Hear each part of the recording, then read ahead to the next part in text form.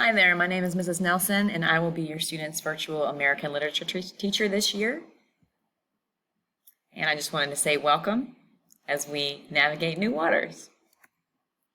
So American literature is exactly what it sounds like. It's the study of literature from the beginning of written literature in America, which begins with Native American literature, and it works its all the way through modern times. Students will also be expected to write expository writing, which is informational, as well as narrative and argumentative essays. Students are responsible for their own classroom supplies, of course, because they're home. So they will probably need to buy their own novels for reading, and then there will need to be a notebook or a 3-ring binder with paper and writing utensils for taking notes and things of that sort. The delivery of instruction is actually not that different. There will be direct teaching, just like we're doing right now. I will be going through a PowerPoint and talking to students through the information. There will also be class meetings with Microsoft Teams, so students can meet with me. I'll have those weekly and come pop in and make sure that they know what's going on. There will be discussion boards and digital activities online, and just like in the regular classroom, there's going to be some individual practice. So the grading calculations are a little funky.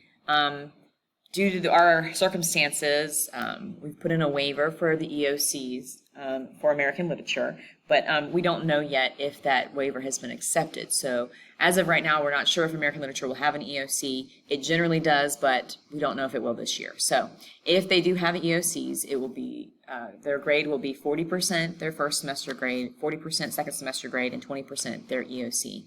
And each semester, that grade is 75% summative, which is tests, essays, projects, 25% formative, which is quizzes, homework, those little things that lead up to those big tests and projects.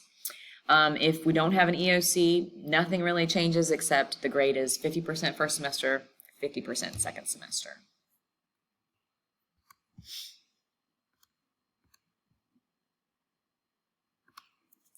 So as far as help sessions go, students should see me as soon as they feel like they need help. You definitely don't want things to get out of control before they ask for help, so sooner is better than later. And I'm at school early most mornings, so they can email me in It's Learning, or they can email me via my email here. They can set up a meeting, or we can chat, and make sure that they're caught up and they understand what's going on. I'm definitely available whenever they need it.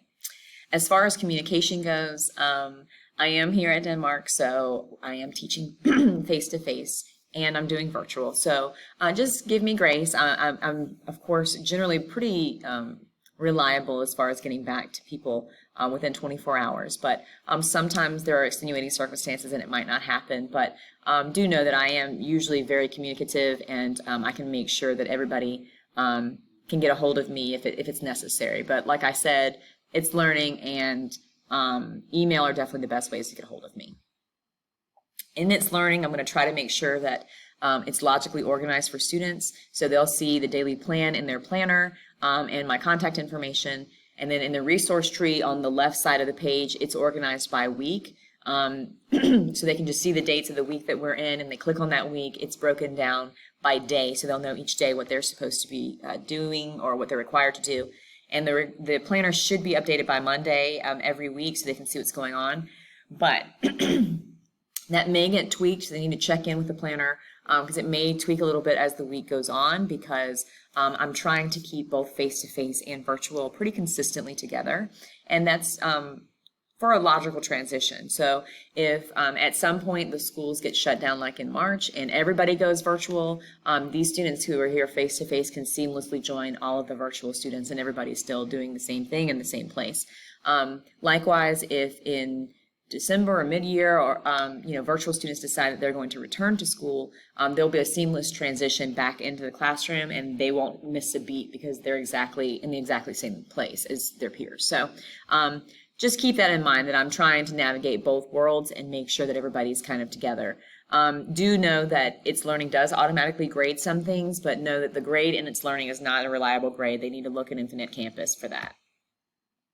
Great news is the student expectations are pretty much the same for face-to-face or virtual. I expect students to complete their assignments on time and do their best work. I expect them to participate and engage in the activities. I expect them to be respectful of others. And I expect them to ask for help if it's needed. That's definitely what I'm here for, but I can't help them if I don't know.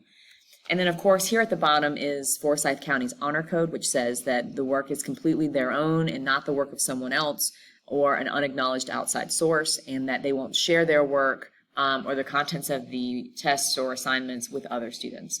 And of course, that's a bit trickier now that we're virtual or now that you're virtual. So just kind of keep that in mind, that students are expected to do their own work when it's online. Here's my contact information one more time. And of course, email, like I said, is the easiest way to get me because there is a phone number, but I'm teaching, so that's a lot trickier for me to do and to return calls. So just make sure that you reach out in some way if you need anything, because I'm definitely here to help. That's what I'm here for. So thank you so much for coming through. I'm so excited to work with you and your students, and I'm excited for our year, even though it's a little different than what we all probably imagined it would look like. But it's going to be a great year, and I can't wait to get started. And please let me know if you need anything. I'm here for you, and I'm here for your students. Thanks.